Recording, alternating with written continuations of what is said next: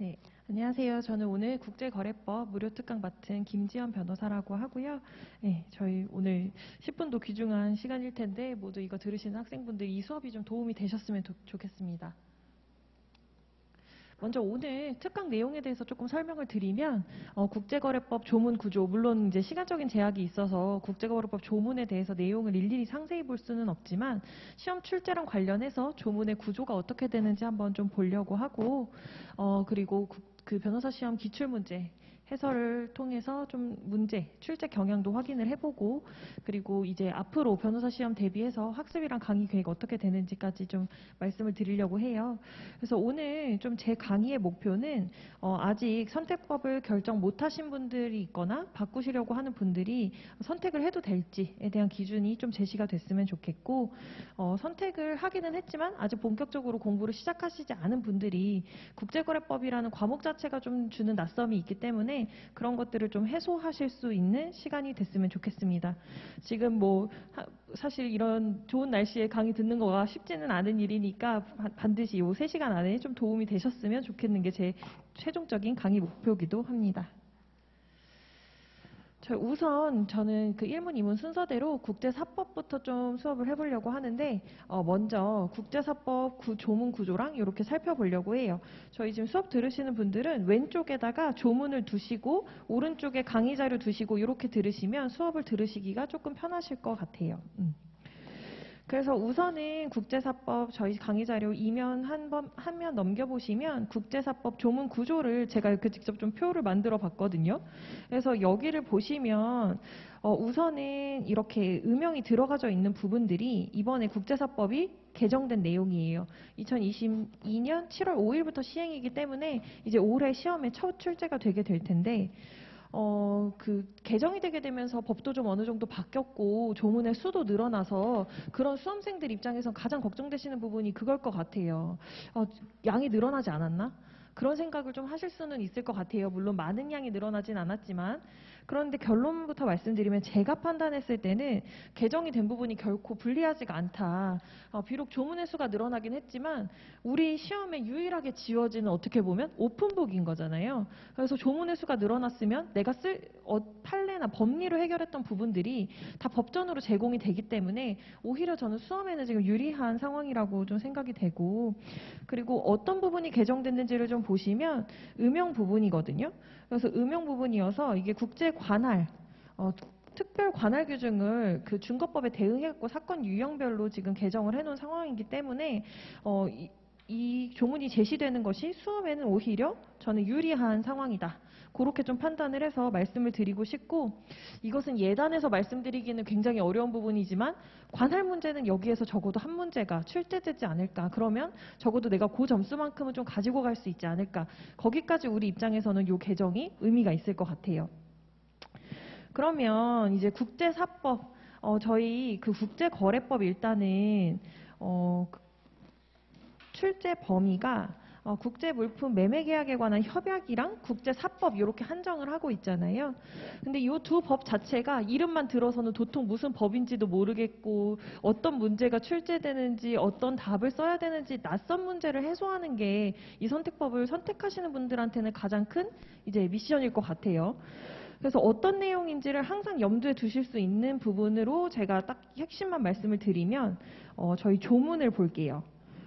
그 국제사법 제1조를 보시면 이 법은 외국과 관련된 요소가 있는 법률 관계에 관하여 국제재판 관할과 준거법을 정함을 목적으로 한다. 그래서 이 법의 내용은 전부 뭐냐면 국제재판 관할 아니면 준거법이에요. 그래서 문제도 뭐냐면 국제재판 관할이 있냐, 준거법이 뭐냐, 이 문제 두 가지 유형밖에 없다고 생각을 하시면 되거든요. 그걸 조문 구조를 통해서 찾아 나가시는 게 문제 해결 방법이에요. 그러면 국제재판 관할, 민사소송법에서 관할을 많이 보셨기 때문에 어느 법원에 어느 지역에 관할이 있느냐 문제랑 사실 어떻게 보면 똑같습니다. 그 범위가 국제사회로 넓혀진 거예요. 국제사회 중에 어느 법원에, 어느 국가의 법원에 재판 관할이 있냐의 문제거든요. 국제재판 관할은. 그걸 국제사법이 규율하고 있기 때문에 국제사법 안에서 그 답을 찾으시면 되는 거예요. 그러면 준거법이라는 단어 자체가 낯설어요. 준거법은 뭐냐? 그 지금 문제가 되고 있는 법률 관계에 적용되는 법률이 준거법이에요. 다만 이때 말하는 이 법률은 민법, 상법 이런 것들 개별법을 얘기하는 게 아니라 어느 국가의 법이 준거법이 되냐. 그래서 종합적으로 이 국제사법의 문제는 어느 국가 법원에서 어떤 법에 따라서 어떤 나라의 법에 따라서 판단을 받을까라는 문제거든요. 그래서 출제되는 문제가 딱 두 가지다. 국제재판 관할이 있냐, 준거법이 어느 나라 준거법이냐. 그 다음에 이제 그러면 국제사법의 개괄은 그렇고요. 국제물품 매매 계약에 관한 유엔 협약. 지금부터는 그냥 협약이라고 말씀을 드릴게요. 방금 봤던 국제사법은 관할이 있냐, 어떤 법에 따라서 판단할 거냐, 어떻게 보면 실질적으로 판단을 하는 전제 사실에 관한 문제였다면 매매계약에 관한 유엔 협약은 실제로 법률 관계에 적용이 되는 법이에요. 그래서 국제물품 매매계약에 적용되는 실체법의 성격을 가지고 있는 협약인 거고, 그러면 이 협약 관련해서는 어떤 문제가 출제되냐, 이 부분에 관련해서는 좀 조문 구조를 이것 역시 보셔야 될 것 같아요. 국제물품 매매 계약의 4면 정도가 될 것 같고, 협약 지금 표를 보시면 여기에도 다 답이 나와져 있어요. 제가 이렇게 지금 표를 한 게 보시면 조문 구조 그 자체거든요. 편, 장, 절, 조문 이렇게 되어 있어요. 표에 보시면 그게 1편, 1장, 1절, 그 다음에 거기에 소속된 조문들인 거거든요. 그러면 보면 국제물품 매매 계약은 크게 세 가지 문제가 출제되는 거예요. 이 협약이 적용이 되냐. 그게 1편이죠. 지금 1편이 적용 범위와 총칙인데 이 적용 범위와 관련해서 협약이 적용되는 법률 관계냐. 이게 한 가지의 문제고, 그 다음에 계약이 성립했냐. 이것이 2편에 해당하는 문제고, 3편은 물품의 매매와 관련해서 보시면 매도인의 의무, 매수인의 의무, 뭐 손해배상 해제 뭐 이런 얘기들이 나오는데 이런 매매계약상에서 생기는 매도인과 매수인의 권리 의무에 관한 문제, 이렇게 세 가지 요 조문구조 그대로 문제로 출제가 되는 거예요. 그래서 이것은 이따가 변호사 시험 문제를 기출문제를 한번 살펴보시면 더 정확하게 와닿으실 것 같아요. 그래서 우선은 조문 구조를 통해서 보면 이 조문 구조 위치만 제대로 알고 있으면 우선은 협약이나 국제사법에서 어떤 문제가 출제되는지 감은 잡으실 수 있을 거예요. 자, 그러면 다음에는 칠판에 떠져 있는 이 PPT 화면을 좀 봐주시면 공부 방법에 대한 얘기예요. 이런 조문 구조를 가지고 있는데 그러면 국제거래법 어떻게 공부할까? 저는 국제거래법은 조문을 찾고 적용을 하는 문제다. 제가 오늘 만들어 온 해설서에 보면 철저하게 제가 조문에 그냥 그대로 인용하실 수 있도록 좀 만들어 왔거든요. 조문만 찾으면 사실 어떤 판례나 법리가 적용되기보다 그 구조를 이해하고 문제를 딱 봤을 때 어떤 이 조문에 관련돼서 문제가 출제되고 있구나 감만 오면 그 조문을 쭉쭉쭉쭉 적어내시면 되는 문제예요. 그래서 항상 조문집을 보면서 공부를 하셔야 돼요. 그래서 제가 오늘도 이렇게 조문을 하나를 별도로 뽑아온 게 이걸 항상 오늘뿐만 아니라 국제거래법을 공부하실 때는 이렇게 조문을 한쪽에 두고, 왜냐하면 시험에서 요거밖에 주어지지 않고 우리가 다른 법들처럼 공부를 하고 들어갈 수는 없잖아요. 선택법을. 그렇기 때문에 이걸 항상 두고 공부하시면서 공부를 하다가도 이 조문 관련된 거구나를 항상 상기하시고 마지막까지 이 조문을 가지고 가시면 결코 공부 방법에서 실패는 없으실 거다.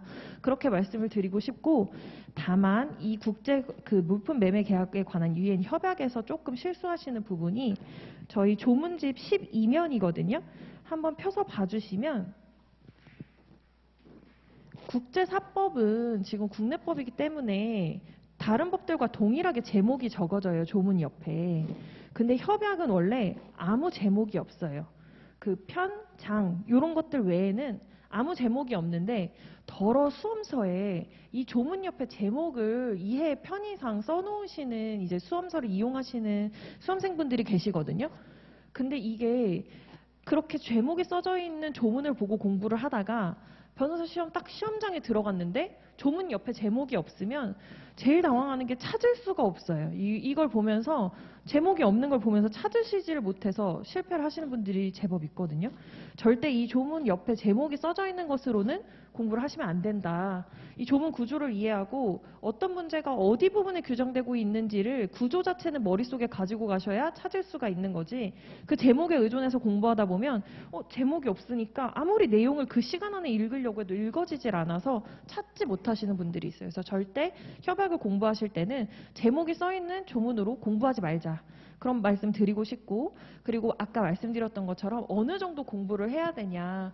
우리가 다른 법들만큼 공부를 해야 된다면 사실 선택법의 의미가 없을 수 있겠죠. 전략 과목으로 선택을 하실 때. 그러면 학습의 정도는 어느 정도냐. 문제에 힌트들이 많이 제시가 돼요. 국제거래법은.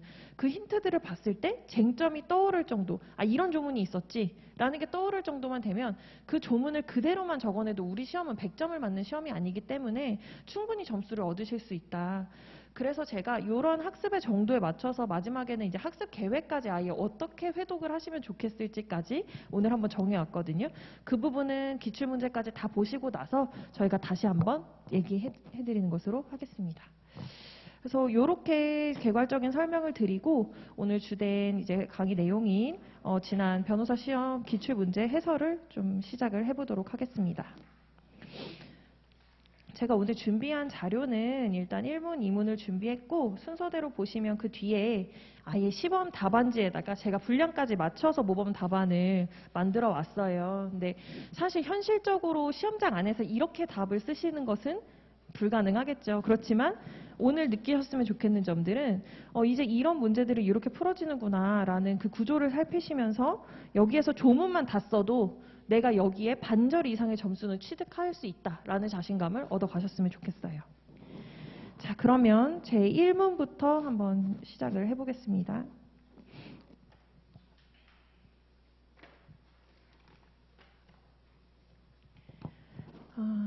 문제를 읽을 수밖에는 없을 것 같아요. 한번 표시 본인이 읽는 동안에는 표시가 필요하다고 생각하시는 부분에 표시를 해보시는 것도 방법일 것 같아요. 그런 다음에 제가 표시하는 방법을 말씀드릴 건데 이건 나중에 이제 기출해설 강의에서 구체적으로 할 내용이지만 한번 어떤 부분이 중요한지를 체크해 보시고 저랑 그 관점이 다르다면 앞으로 공부할 때는 이렇게 관점을 잡아야겠다. 이런 생각까지 한번 해보시면 좋을 것 같아요.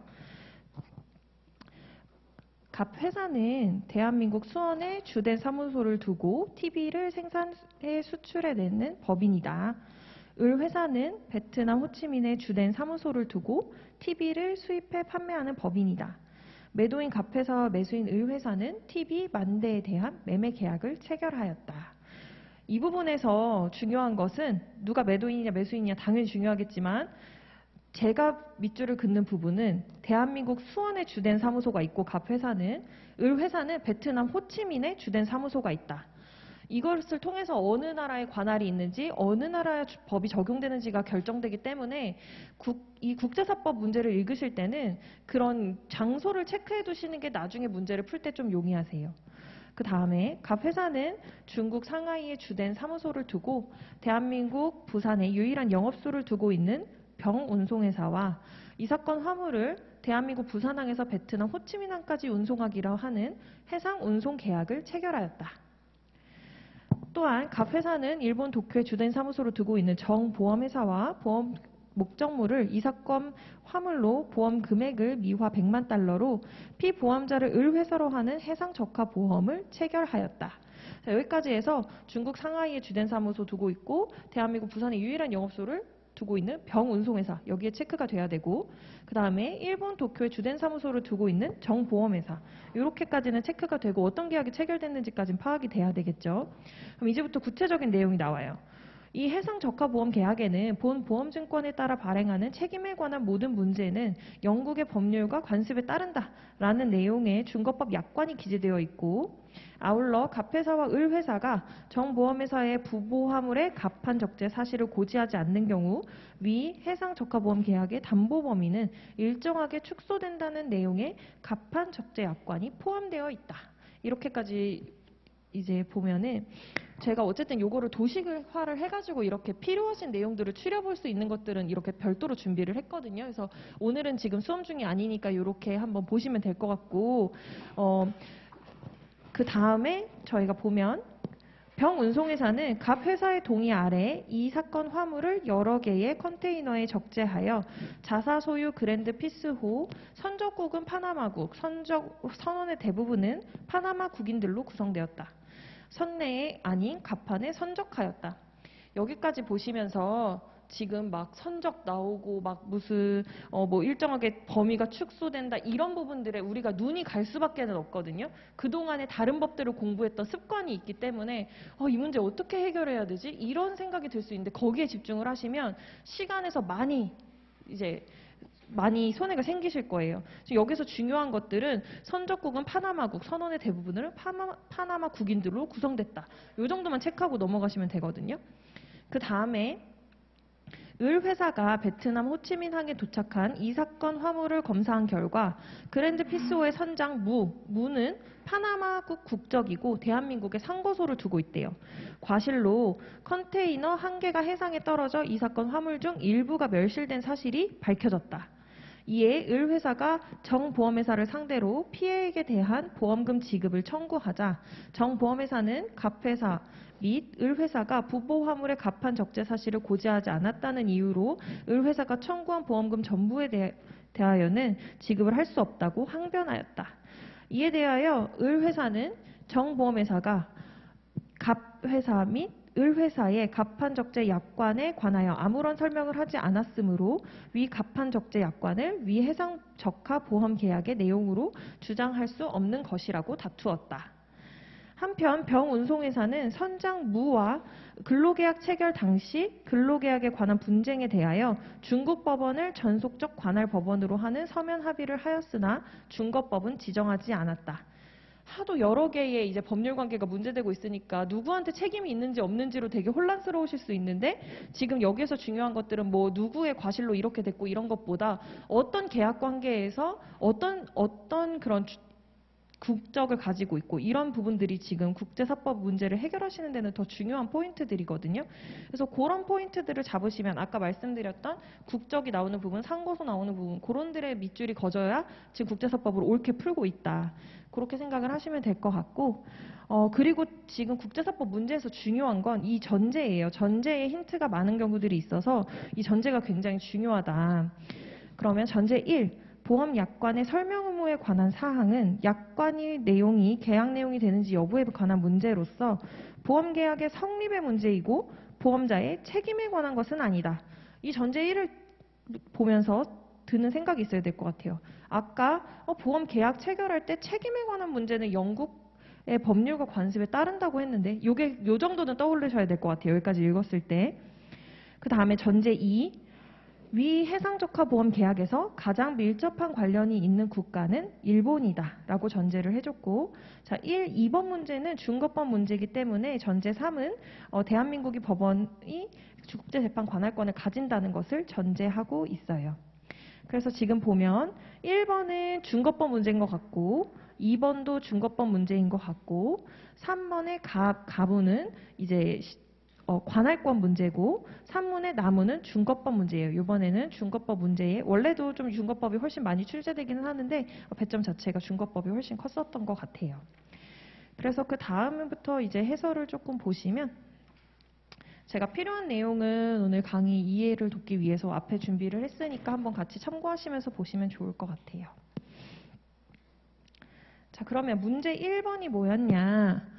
을 회사가 정보험회사를 상대로 대한민국 법원에 보험금 청구 소송을 제기했고 위 해상적화 보험계약에서 갑판 적재 약관에 대한 설명이 필요한지 여부가 다투어지고 있다면 이를 판단하기 위한 중거법은 무엇인지 논하시오.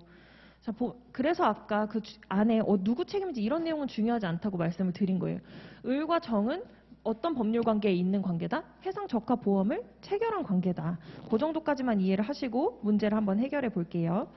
그러면 자 문제의 소재부터 보면 지금 문제되고 있는 약관 설명 의무에 관한 사항은 보험계약 책임이 아니라 성립에 관한 것이라고 지금 전제사실이 알려줬었죠.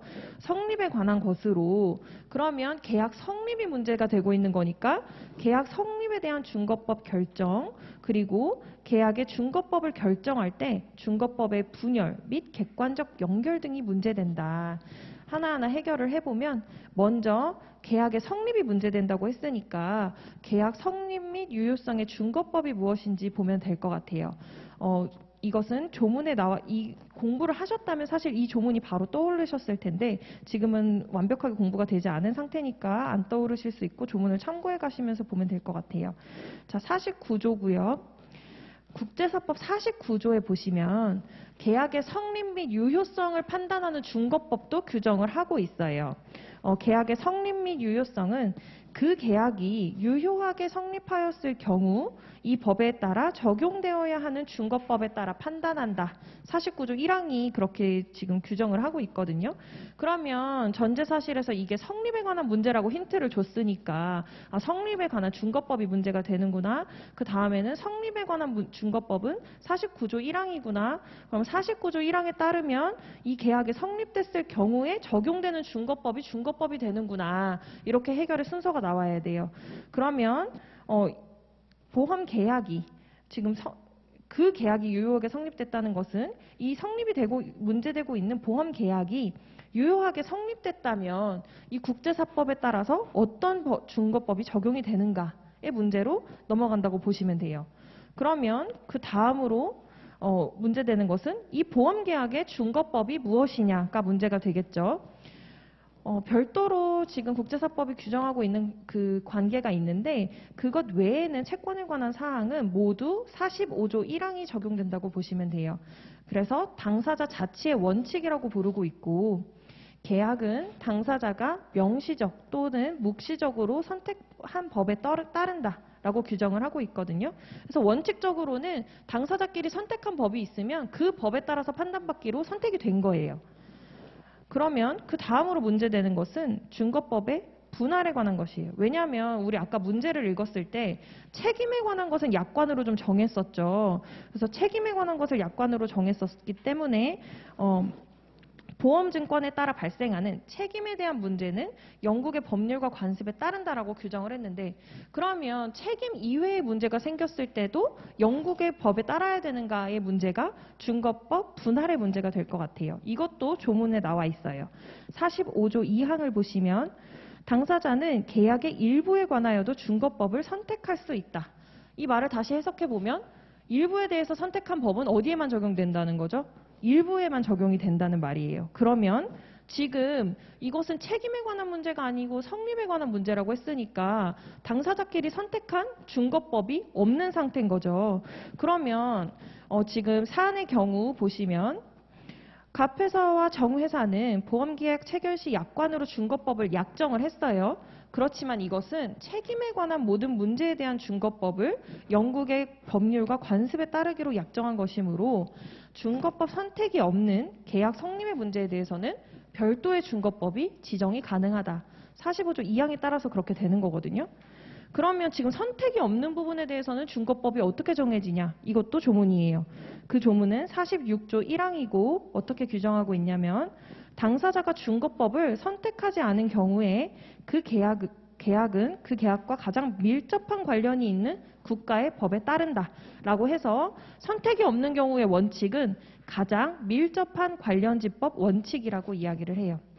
그러면 해상적화 보험 계약에서 가장 밀접한 관련이 있는 국가의 법이 준거법이 되게 되는 건데 이것은 전제사실 2번에서 문제가 다 알려줬어요. 가장 밀접한 관련이 있는 국가는 일본이다 라고 알려줬으니까 결론은 이 일본국 법이 준거법이 되게 되는 거예요. 그래서 이렇게 조문을 머릿속에 구조가 있으면 순서대로 적용만 하시면 되는 문제인 거거든요. 그래서 결론을 저희가 한번 같이 보면 사안에서 문제되는 보험 약관 설명 의무에 관한 사항은 보험 계약의 성립의 문제이고 보험의 책임에 관한 것이 아니라고 전제를 하고 있으므로 보험계약 성립의 문제는 49조 1항에 따라서 보험계약이 유효하게 성립되었을 경우 국제사법에 따라 적용되어 있는 준거법에 따라 판단이 돼야 되는 거고 국제사법은 중거법의 분할, 일부에 대해서 정하는 것도 허용을 하고 있기 때문에 약관이 정하고 있는 책임에 관한 문제에만 적용되고 중거법 선택이 없는 부분에 대해서는 별도의 중거법이 지정되어야 된다. 따라서 당사자 사이에 중거법 지정이 없는 보험계약 성립의 문제에 대해서는 가장 밀접한 관련지법 원칙에 따라 가장 밀접한 관련지법인 일본국 법이 갑판 적재 약관에 대한 설명이 필요한지 여부를 판단하는 중거법이 되어야 한다. 요 순서로 해결이 되는 겁니다.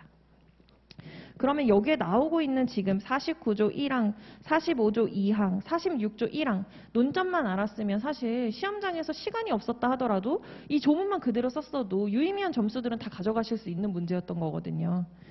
자, 그러면 그 다음으로 문제 2번을 보겠습니다.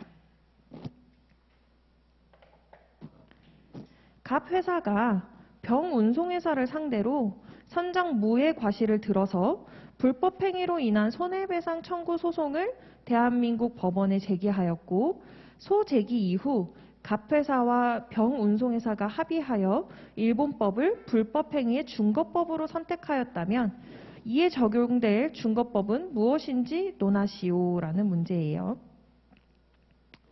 자, 그러면 지금 여기에서 문제가 되고 있는 법률 관계는 뭐다?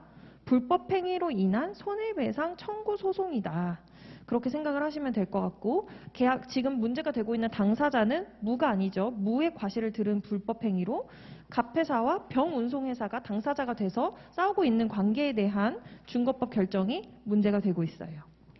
그러면 자, 문제의 소재를 보시면 문제의 소재 불법 행위의 중거법과 관련해서 중거법의 사후적 합의 및 단계적 연결이 문제된다. 사후적 합의가 지금 문제에서 제시가 됐죠. 갑회사와 소제기 이후에 갑회사와 병운송회사가 합의하여 일본법을 중거법으로 선택하였기 때문에 이게 문제가 되는 거거든요. 그러면 이 불법행위 이것은 사실 이것도 공부를 마치셨으면 이 조문이 기계적으로 떠오르실 텐데 52조, 53조를 보실게요. 그래서 여기에서 구조를 이해를 하셔야 되는데 52조 제1항을 보면 불법행위는 그 행위를 하거나 그 결과가 발생하는 곳의 법에 따른다. 그래서 원칙적으로 중거법을 행위를 하거나 결과가 발생하는 곳의 법으로 정하고 있어요. 그런데 이 항을 보시면 불법 행위를 한 당시 동일한 국가 안에 가해자와 피해자의 일상고소가 있는 경우에는 제1항에도 불구하고 그 국가의 법에 따른다. 그러면 뭐가 우선한다는 거죠? 제2항이 있으면 2항이 우선을 한다는 거예요. 그럼 3항을 볼게요. 3항을 보시면 가해자와 피해자 간에 존재하는 법률 관계가 불법 행위에 의해서 침해되는 경우에는 제1항 및 제2항에도 불구하고 그 법률 관계에 중거법에 따른다 라고 규정을 하고 있어요. 그럼 이 조문만 찾아도 순서는 뭐다? 제3항이 가장 우선하고 그 다음에 2항이 적용되고 그 다음에 1항이 적용된다. 이렇게 조문 구조상 순서가 다 보이고 그 다음에 지금 53조를 보시면 당사자는 제50조부터 제52조까지의 규정에도 불구하고 사무관리 부당이득 불법행위가 발생한 후 합의에 의하여 대한민국 법을 그 중거법으로 선택할 수 있다. 다만 그로 인하여 제3자의 권리에 영향을 미치지 아니한다 라고 규정을 하고 있어요. 그러면 52조의 규정에도 불구하고 53조가 먼저 적용이 된다는 거잖아요. 그래서 52조와 53조의 구조를 보시면 53조가 제일 첫 번째로 적용되는 기준이 되고 여기에 해당하지 않을 때 52조 제3항, 그 다음에 52조 2항, 그 다음에 52조 1항 이 순서대로 검토가 돼야 되는 거거든요. 이 부분을 지금 단계적 연결이라는 용어로 지칭을 하고 있는 거예요. 그러면 다시 문제로 돌아가셔서 중거법에 사후적 합의가 있으니 사후적 합의부터 볼게요. 국제사법 제53조 본문이에요. 방금 봤던 부분이고 불법 행위가 발생한 후 합의에 의해서 대한민국 법을 그 중거법으로 선택할 수 있다고 해서 선택을 허용하고 있다. 그 다음에 단계적 연결은 방금 말씀드렸던 것처럼 53조 3항, 2항, 1항의 순서로 적용이 된다. 그러면 이 사안의 경우 어떻게 적용이 되는지 한번 보면 갑 회사와 병운송 회사가 사후적으로 합의를 했죠. 일본법으로 소제기 이후 일본법을 불법행위의 중거법으로 선택을 했어요. 근데 53조는 아까 뭐라고 했죠? 대한민국 법을 준거법으로 선택할 수 있다고 규정을 하고 있기 때문에 이것은 대한민국 법으로 선택한 게 아니어서 53조가 규정하는 사후적 합의에 해당하는 사항으로 보기는 어려울 것 같아요. 그러면 53조에 사후적 합의가 있다고 볼 수는 없으니까 그 다음 적용 기준이 제시가 돼야 되겠죠. 국제사법 52조가 적용이 돼야 되고 3항, 2항, 1항의 순서대로 살펴보면 지금 이 사안은 무라는 선장의 불법행위로 인해서 가표회사와 병운송회사 사이에 운송계약관계가 침해가 된 것이니 52조 3항에 해당이 되겠죠. 그래서 52조 3항에 따라 불법행위에 의해서 침해되는 경우에는 그 침해된 법률관계에 적용이 되는 준거법에 따른다고 되어 있으니 그러면 이 사안에서는 운송계약의 준거법이 불법행위의 준거법이 된다라고 소결이 나와야 돼요. 그러면 운송계약에 적용되는 준거법은 무엇인가? 지금 운송계약에 별도로 문제에서 어떤 선택을 했다고 사후적 합의 외에는 제시된 부분이 없었죠. 그러면 어떤 경우다? 선택을 하지 않은 경우다. 그럼 선택이 하지 않은 경우에는 몇 조가 적용되냐면 46조 제1항이 적용된다. 해서 아까 46조 1항이 가장 밀접한 관련이 있는 국가의 법에 따른다. 라고 규정을 하고 있는데 다만 여기에서는 2항까지 검토가 돼야 돼요. 2항은 뭐냐면 1호 보시면 양도계약의 경우에는 양도인의 이행, 2호는 이용계약의 경우에는 물건 또는 권리를 이용하도록 하는 당사자의 이행, 3호는 위임 도급계약 및 이와 유사한 용역 제공 계약의 경우에는 용역의 이행, 당사자가 계약에 따라서 이러한 1호부터 3호까지에 해당하는 이행을 하여야 되는 경우에는 어떤 법이 준거법이 되냐면 2항을 보시면 계약 체결 당시 그의 일상고소가 있는 국가의 법. 이것은 당사자가 그리고 당사자가 이것은 자연인일 때겠죠. 다만 법인이 또는 단체인 경우에는 일상고소라는 것이 없으니까 주된 사무소가 있는 국가의 법이 가장 밀접한 관련이 있는 것으로 추정한다라고 해서 추정 규정을 두고 있거든요. 그리고 또 다만 계약이 당사자의 직업 또는 영업 활동으로 체결된 경우에는 당사자의 영업소가 있는 국가의 법이 가장 밀접한 관련이 있는 것으로 추정한다. 라고 되어 있어요. 그래서 이 조문이 적용이 되는 건데 그럼 이 사안을 살펴보면 지금 운송계약에 적용되는 준거법이 적용이 돼야 된다고 했는데 갑회사와 병회사가 체결한 운송계약의 경우에는 병회사가 운송을 이행해야 되는 경우죠. 그러면 어떤 특징적 이행을 하는 경우로 볼 수 있어서 추정 규정이 적용이 될 것 같아요. 그럼 추정 규정 중에 어떤 것이 적용이 되냐? 3호에 해당하게 되겠죠. 용역 제공 계약에 있어서의 용역의 이행. 그렇기 때문에 46조 제2항 3호에 따라서 가장 밀접한 관련한 법이 추정되는 경우에 해당한다. 그럼 추정되는 경우는 세 가지였죠. 자연인인 경우에는 일상거소, 법인 또는 단체인 경우에는 주된 사무소, 직업상 또는 영업상 계약의 경우엔 영업소. 지금 이 사건은 영업상 계약이죠. 운송회사니까. 그래서 영업상 계약의 경우로 봐서 영업소가 해당이 될 것 같아요. 그러면 결론은 46조 제2항 3호에 해당하는 이행을 병운송회사는 각과의 계약이 영업활동으로 체결된 것이므로 병운송회사의 영업소 소재지법이 가장 밀접한 관련이 있는 것으로 추정되고 병운송회사의 유일한 영업소가 문제에서 제시되기로 대한민국 부산에 있다고 했으므로 대한민국 법이 준거법이 된다라는 결론에 이르게 되는 거예요. 그래서 제가 당초에 그 문제에서 체크하실 부분들이 이제 국가가 나오는 부분들에 대해서 체크해야 된다고 했었던 이유가 이런 데 있는 것이거든요. 그래서 이렇게까지 해결을 하시면 될 것 같고 저희가 3문까지 보기에는 조금 시간이 애매한 것 같아서 첫 시간이니까 살짝 먼저 좀 쉬시고 다음 시간에 계속하도록 하겠습니다.